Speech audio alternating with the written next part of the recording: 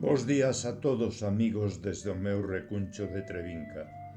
Cando eu coñecín a Manuel Blanco Villar, foi cando comezou a andaina do noso proxecto cultural Nós, a xente do redor.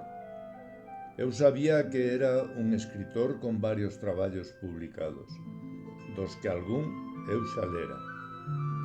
Pero Manolo é moito máis que un mestre da palabra. Manolo é un dos homes máis polifacéticos que eu coñezo. Velo parado é sinónimo de estar doente por algunha enfermedade. Antes de coñecelo, eu non cría nos milagres, pero o que ten feito na aldea de Codesedo, do Ade, me fai reconsiderar as miñas crenzas.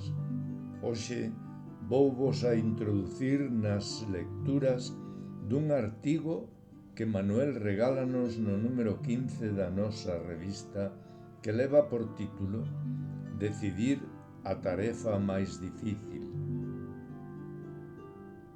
Grazas, Manolo. Decidir a tarefa máis difícil. Todos e cada un dos nosos días están ateigados de decisións acertadas ou erradas, que tomamos a cotío dende que vimos ao mundo ata o mesmo momento do noso final.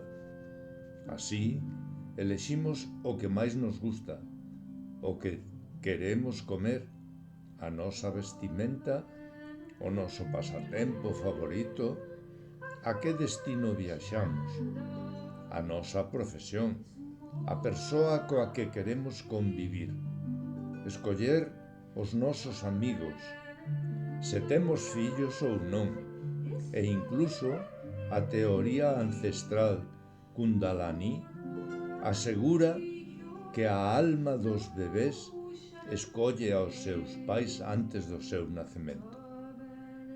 Polo tanto, podemos asegurar que todos os seres humanos temos a sagrado dereito e tamén a ineludible obriga de decidir cada un dos nosos actos con toda a liberdade e a máxima responsabilidade, elixindo así cara a onde se dirixirán os pasos futuros das nosas vidas.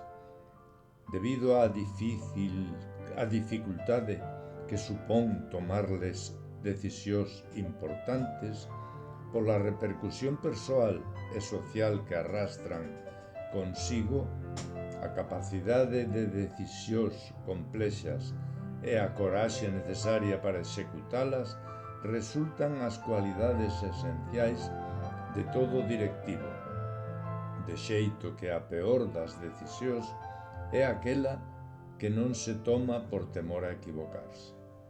Continuade a lectura deste artigo, que realmente é moi interesante. Grazas, Manolo.